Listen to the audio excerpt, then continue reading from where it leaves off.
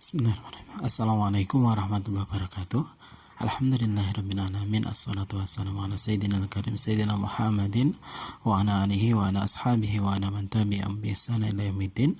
Alhamdulillah, pada kesempatan kali ini kita akan melanjutkan kajian kita terhadap kitab Riyadhus Shalihin, di mana sebagai azam kita kemarin ini bahwa kita mengkaji kitab Riyadhus Shalihin ini agar dengan harapan keluarga kita menjadi Riyadhus Shalihin, taman orang-orang yang salih. Keluarga kita menjadi taman-taman orang-orang yang salih. Dan memang insya Allah karena ini hadis banyak sekali, insya Allah kita akan kaji satu persatu, dan Allahu a'lam selesainya sampai kapan. Dan ini adalah usaha kita, ya, usaha kita untuk kemudian mengamalkan satu perintah Allah Subhanahu wa taala. Allah berfirman, a'udzubillahi minasyaitonirrajim, bismillahirrahmanirrahim, in kuntum tuhibbunallah fattabi'uni. Kata Allah, jika kamu mencintai Allah, dan kita ketika ditanya apakah kamu mencintai Allah, pasti kita semua menjawab ya, kami mencintai Allah. Namun pembuktian dari rasa cinta itu adalah di kata berikutnya, yaitu Allah berfirman, memerintahkan kepada Rasulullah untuk mengatakan fattabi'uni, ikutilah aku, ikutilah Rasulullah. Dan inilah usaha kita, usaha kita untuk kemudian mengetahui apa yang kemudian dilakukan oleh Rasulullah. Maka salah satu wasilahnya adalah kita membaca, bersabar membaca hadis demi satu persatu ini, dengan harapan kita kemudian setelah mengetahui apa yang dilakukan oleh Rasulullah, maka kemudian kita bisa mengamalkan atau mengikuti Rasulullah. Apa yang akan didapatkan ketika kita mengikuti Rasulullah, yaitu satu hal yang dirindukan oleh setiap kita, yaitu yuhibbukumullah, Allah akan mencintai kita, wa yaghfir lakum dzunubakum, dan diampuni dosa-dosa kita. Semoga dengan apa yang kita laksanakan ini, kita mengkaji hadis-hadis dalam kitab Riyadhus Shalihin, salah satu niatannya adalah kemudian meniti jejak Nabi kita, Nabi Muhammad SAW, kemudian dengan niatan untuk kemudian kita mengikuti beliau, mengikuti atau mencontoh Rasulullah, dan semoga kelak kita digolongkan oleh Allah Subhanahu wa taala menjadi wali-wali Allah, yaitu hamba-hamba Allah yang dicintai oleh Allah Subhanahu wa taala dan mendapat ampunan dari Allah Subhanahu wa taala. Insya Allah akan banyak ini sabar, ini akan sabar, dan kesabaran yang baik, insya Allah sabar dalam menuntut ilmu. Kita akan masuk ke hadis nomor 2. Jadi masih banyak sekali hadis yang ada di Riyadhus Shalihin ini, namun kita akan baca satu demi satu hadisnya, insya Allah agar kita bisa memahami, dan harapannya kemudian kita bisa mengamalkan, terutama kita amalkan untuk tarbiyatul aulad, mendidik anak-anak kita. Dan semoga dengan kita amalkan tadi, kita akan mendapatkan keberkahan, dan keberkahan anak-anak kita menjadi lebih solih, kita, keluarga kita menjadi tadi tawan-tawan orang yang solih, gitu ya. Harapannya seperti itu. Maka marilah kita bersabar untuk selalu thalabul ilmi. Langsung saja saya bacakan hadis nomor 2. Wa an ummil mu'minin ummi Abdillah Aisyah radhiyallahu anhu, dari ummil mu'minin Aisyah ini dikatakan sebagai ummul mu'minin, walaupun beliau tidak memiliki putra, ya. Aisyah itu tidak memiliki putra. Jadi Aisyah dinikahi oleh Rasulullah karena wahyu dari Allah Subhanahu wa taala atau perintah dari Allah Subhanahu wa taala langsung, gitu ya. Rasulullah Jibril menemui Rasulullah membawa gambar Aisyah itu, kemudian memerintahkan untuk menikahi Aisyah, gitu ya.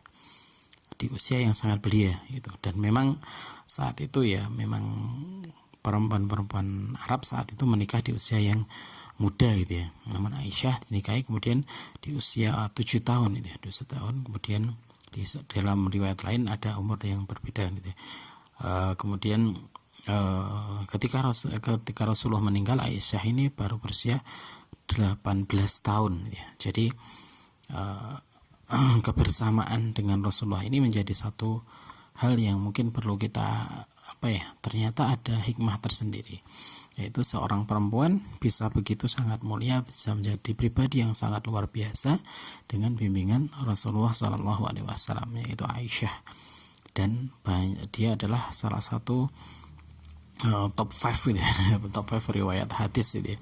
Yang pertama Abu Hurairah, kemudian ada urutannya, dan salah satunya yang terbanyak adalah Aisyah ini.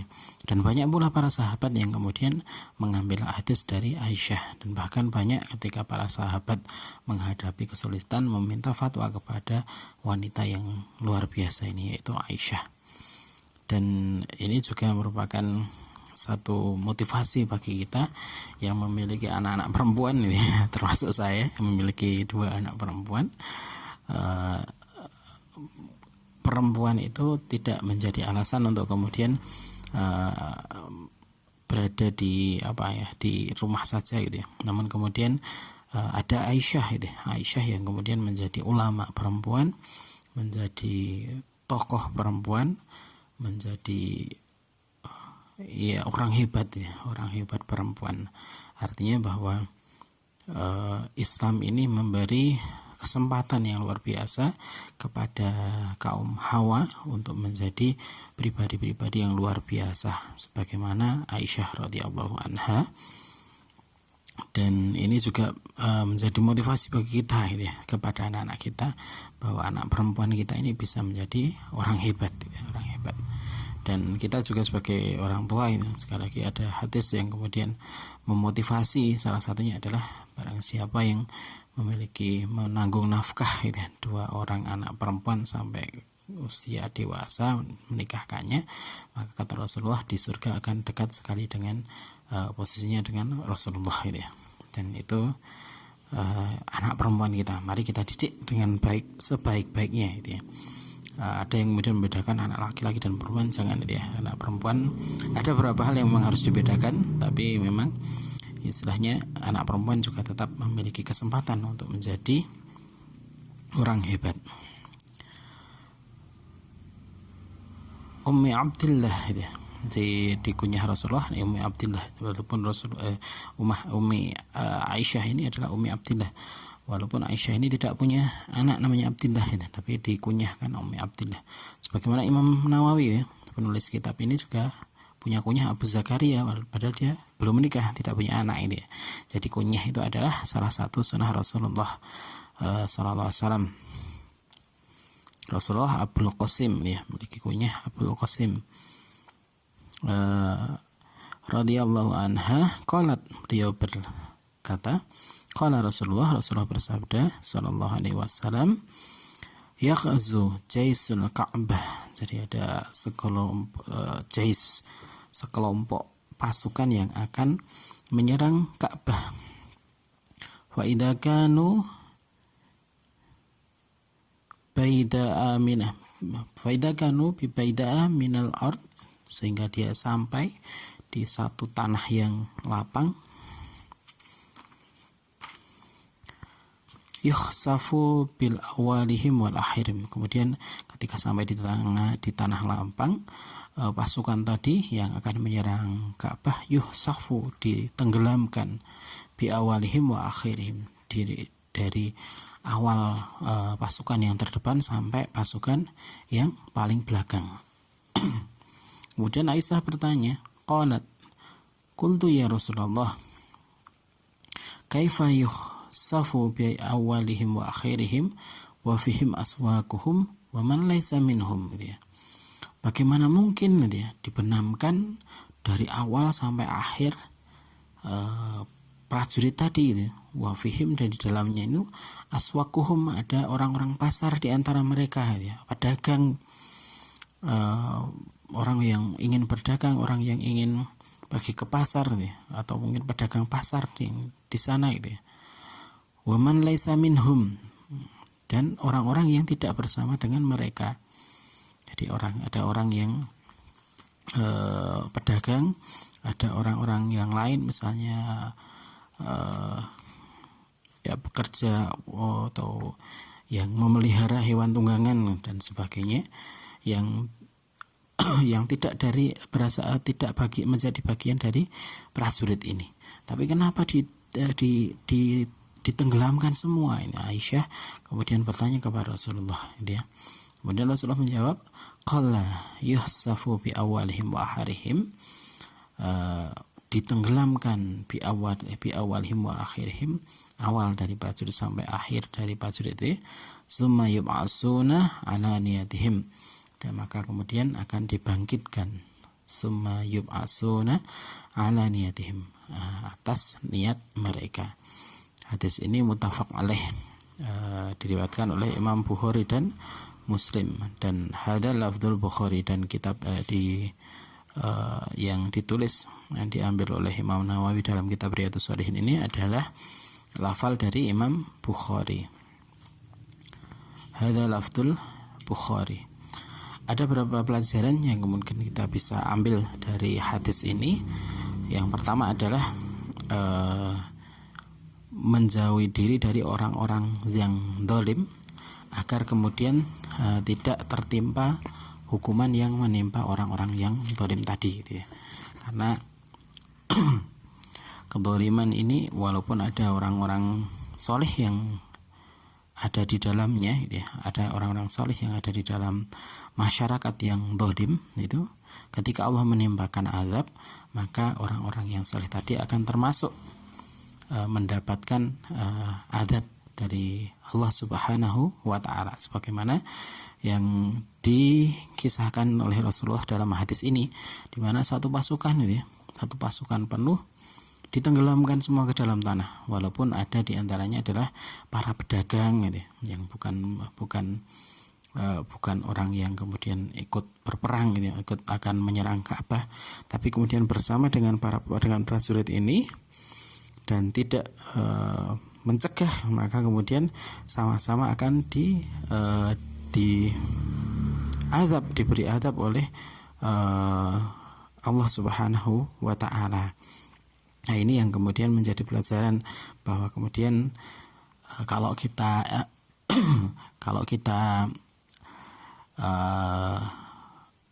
hubungkan dengan tarbiyatul aulad, maka ini menjadi hal yang penting pula gitu ya, bahwa kalau dalam bahasa Arab itu ada al-jar qoblal dar gitu ya, tetangga dulu sebelum rumah gitu. Jadi seorang ketika mau mencari tempat gitu ya, mencari tempat tinggal, maka lihatlah dulu al-jar, tetangganya dulu gitu ya, orang-orang dekat di antara rumah tadi gitu ya, tetangganya seperti apa, masyarakatnya seperti apa ini.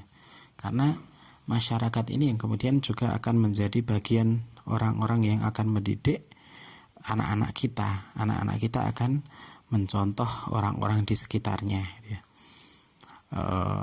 Ada berapa keluhan ini dari teman, juga dari pengalaman, ada anaknya yang kemudian bermain gitu ya, karena tetangganya itu ada tempat lapak merpati gitu ya, kemudian bermain di sana. Ketika pulang, ini masih saudara saya, ketika pulang itu sudah mengatakan banyak sekali kata-kata kotor ini, hanya dalam interaksi yang tidak lama di tempat tersebut.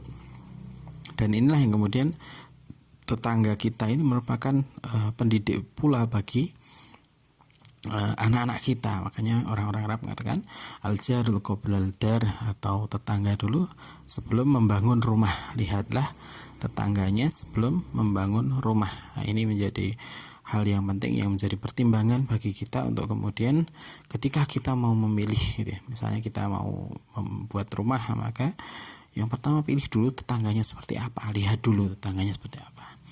Lalu kemudian bagaimana ini? Sudah terlanjur membuat rumah ini, tapi lingkungannya kurang mendukung dalam tarbiyatul aulad gitu ya.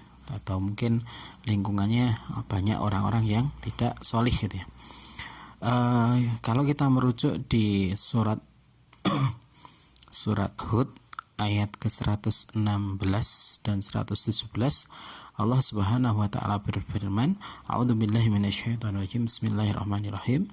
Falaula kana minal quruni min qablikum ulu baqiyatin yanhauna 'anil fasadi fil ardi illal qalila mimman anjayna minhum wattaba'al ladzina zalamu ma utarrifu fihi wa kanu mujrimin wa ma kana rabbuka liyuhlikal qura bidulmin fa ahluha muslihun.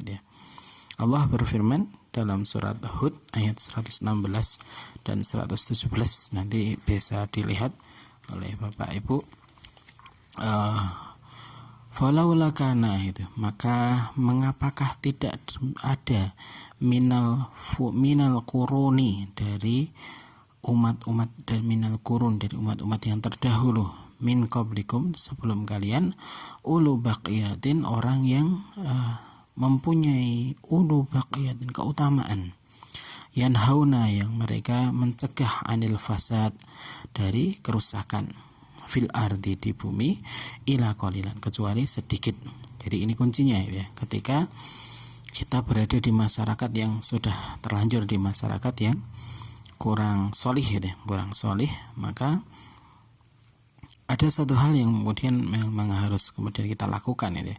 Satu, mungkin karena kita ingin menghadirkan masyarakat yang baik agar terhindar dari azab Allah Subhanahu wa taala ya. Kemudian masyarakat yang solih, yang tidak bermaksiat kepada Allah. Nah, ini yang pertama ya. Kemudian kita ingin menghadirkan masyarakat yang baik untuk mendidik anak-anak kita. Maka kuncinya adalah ini ya. Ada orang yang kemudian amar ma'ruf nahi mungkar, memerintahkan kebaikan dan mencegah kemungkaran.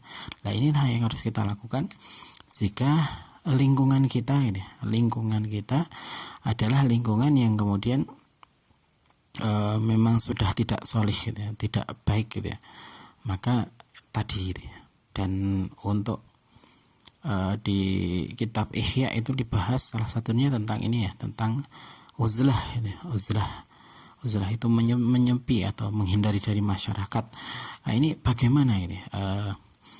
Beliau menyampaikan bahwa ketika seseorang berada di masyarakat yang kurang baik gitu ya, kemudian bisa berkontribusi untuk kebaikan atau bisa melakukan amar ma'ruf nahi mungkar, maka berada di masyarakat itu, tetap berada di masyarakat itu lebih baik gitu ya. Kita memperbaiki masyarakat di sekitar kita, tetangga kita, itu lebih baik daripada kemudian melakukan uzlah gitu, melakukan uzlah.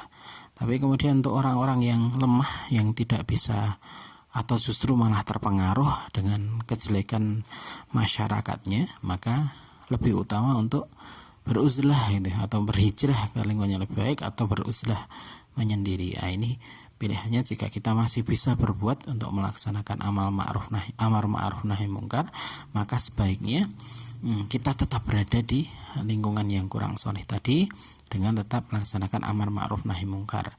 Jika kita sudah melaksanakan tadi, maka kata Allah, wa ma kana rabbuka liyuhlikal qura gitu ya.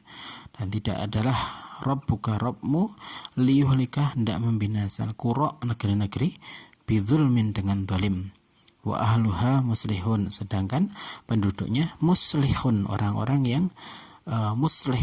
Kalau soleh itu baik, atau muslih itu mengajak orang untuk berbaik gitu ya. Orang-orang yang berbuat kebaikan, perbaikan, melakukan perbaikan. Nah, kalau kita hubungkan dengan hadis tadi, maka orang-orang suk gitu, orang-orang pasar, orang-orang yang berada di prajurit tadi itu tidak melakukan amar ma'ruf nahi mungkar, tidak mencegah dari prajurit tadi yang akan menyerang Ka'bah itu, tapi malah tetap berada di sana, walaupun mungkin niatnya baik gitu ya, niatnya baik tapi tetap berada di sana. Maka ini akan ikut mendapatkan azab. Namun ketika masih ada yang beramar ma'ruf nahi mungkar gitu ya, ada wa ahluha muslihun, di dalam masyarakat itu ada muslihun, ada orang yang melakukan perbaikan, maka insya Allah tidak akan didatangkan azab gitu ya. Ada orang yang ketika masih di sana ada orang yang muslih yang melakukan amar ma'ruf nahi mungkar, maka tadi tidak akan didatangkan azab, dan insya Allah akan menjadi amal tersendiri bagi orang yang muslihun, orang yang membangun.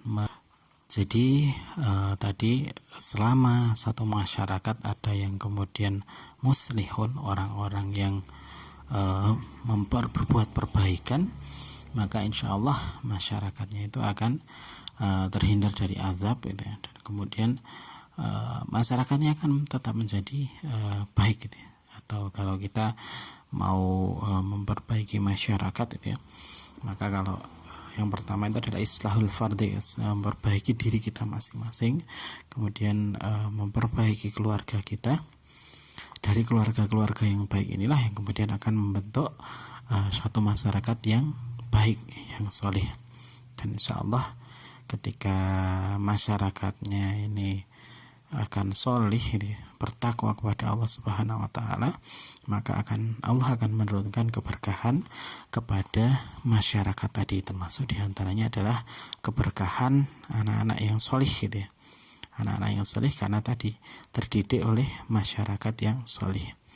Kita melihat ketika di Madinah gitu ya, di Madinah masyarakat yang solih itu menghasilkan para sahabat-sahabat, pejuang-pejuang kecil yang soleh pula ya, karena masyarakatnya sudah baik akan menghasilkan anak-anak yang baik pula. Nah, itu pula insya Allah ketika permasalahan di masyarakat, kesolehan masyarakat itu sudah beres, maka itu insya Allah dalam mendidik anak itu akan menjadi lebih mudah gitu ya. Kemudian yang hikmah berikutnya adalah bahwa setiap seorang dimanapun tempatnya itu nanti akan dibangkitkan atau dibangkitkan oleh Allah Subhanahu wa Ta'ala di hari kebangkitan kelak sesuai dengan niatannya. Jadi benar-benar setiap perbuatan itu tergantung kepada niatan kita, dan akan dibangkitkan itu yang akan dinilai oleh Allah Subhanahu wa Ta'ala. Kita dalam mendidik anak juga sama gitu ya. Mendidik anak, kalau kita mendidik anak niatan kita hanyalah untuk kemudian maka tidak mendapatkan hal-hal duniawi, maka insya Allah tidak akan mendapatkan pahala dari Allah Subhanahu wa Ta'ala. Namun ketika kita meniatkan apa usaha kita, capek kita, lelah kita itu karena Allah Subhanahu wa Ta'ala, maka insya Allah akan dicatat oleh Allah Subhanahu wa Ta'ala menjadi amalan-amalan yang kebaikan gitu ya. Dan kita akan mendapatkan nikmatnya berbuat kebaikan, pahala berbuat kebaikan kelak di akhirat kelak itu ya. Dan inilah yang kemudian menjadi keinginan kita ya. Keinginan kita salah satunya adalah ketika kita mengkaji Riyadhus Shalihin adalah mengetahui apa yang di jejak-jejak Rasulullah, asar-asar yang ditinggalkan oleh Rasulullah, dan kemudian kita mencoba untuk mengamalkan apa yang diajarkan oleh Rasulullah, maka kelak insyaallah yuhibbukumullah akan dicintai oleh Allah Subhanahu wa Ta'ala. Dan harapan kita ini kelak bersama-sama gitu ya, di jannahnya Allah Subhanahu wa Ta'ala. Jadi kalau masyarakat itu sudah soleh, kita akan bertetanggaan juga gitu, bertetanggaan di surga. Itu harapannya bersama, bukan hanya di dunia. Kita ingin bersama dengan orang tua kita, bersama dengan anak-anak kita, bersama dengan suami istri kita di surga bersama-sama, bareng-bareng gitu ya. Bahkan kita juga ingin orang-orang yang kita cintai, saudara-saudara kita, tetangga-tetangga kita bersama-sama masuk ke dalam surganya Allah Subhanahu wa Ta'ala. Dan inilah yang kemudian menjadi kunci tadi, menjadi kunci agar kebersamaan kita ini bukan hanya di dunia saja, adalah amar ma'ruf nahi mungkar gitu ya. Memerintahkan kebaikan, saling menasihati, tawasau bil haq, tawasau bis sabr, kemudian saling memerintahkan kebaikan atau mengajarkan kebaikan, dan mengajak untuk meninggalkan keburukan. Nah, inilah yang kemudian akan diceritakan akan diceritakan ketika para penghuni surga sedang kongko-kongko bersama dengan saudaranya, dengan para tetangganya. Maka kemudian yang salah satu yang diceritakan adalah dulu ketika di dunia masyarakatnya itu saling amar ma'ruf nahi munkar, saling memerintahkan kebaikan dan saling mencegah dari kemungkaran, saling menasehati, saling tawasau bil haq, tawasau bis sabr, saling ngaji, saling mengajak ngaji ya, saling menegur jika tetangga berbuat salah, kemudian saling, itulah yang kemudian akan mengantarkan kita ke surga, termasuk di keluarga kita itu ya. Ketika ada amar ma'ruf nahi munkar di dalam keluarga kita, insya Allah itulah yang kemudian akan menjadi model ya, model keluarga kita kalau akan tetap bersama bukan hanya di dunia saja, tapi bukan hanya sampai di surganya Allah Subhanahu wa taala.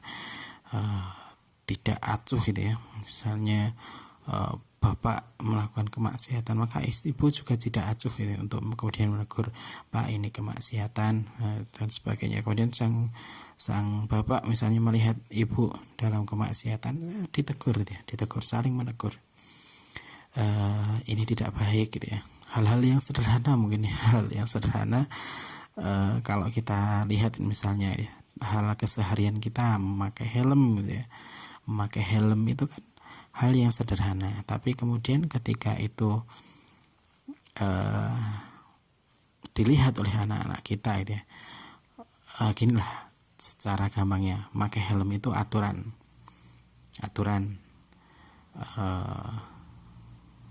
harus ditaati, aturan itu harus ditaati. Maka kemudian ketika ada helm, maka kemudian kita pakai helm.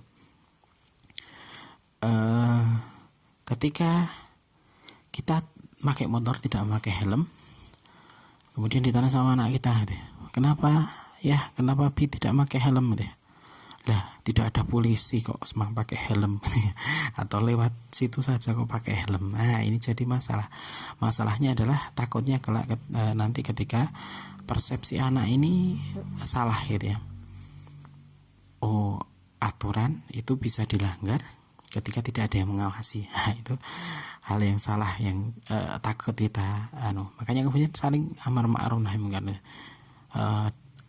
saling rotok cerewet ya. Kalau ibu-ibu sudah banyak menasihati, bapak juga kadang meluruskan, bapak sebagai imam ini juga harus kemudian meluruskan ketika ibu berbuat salah. Begitu juga sang ibu ketika melihat bapak berbuat salah, ditegur, di amar ma'ruf nahi munkar ya, dicegah untuk tidak berbuat salah.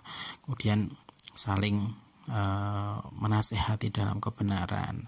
Nah, ini akan kalau bapak ibunya sudah kompak gitu, berada dalam kebaikan, berada dalam ketaatan kepada Allah Subhanahu wa taala, ini insya Allah akan merembet kepada anak-anak, kepada masyarakat.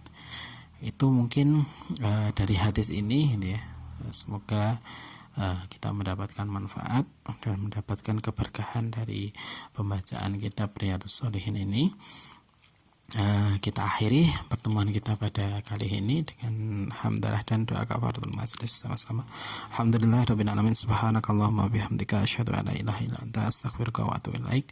Wassalamualaikum warahmatullahi wabarakatuh.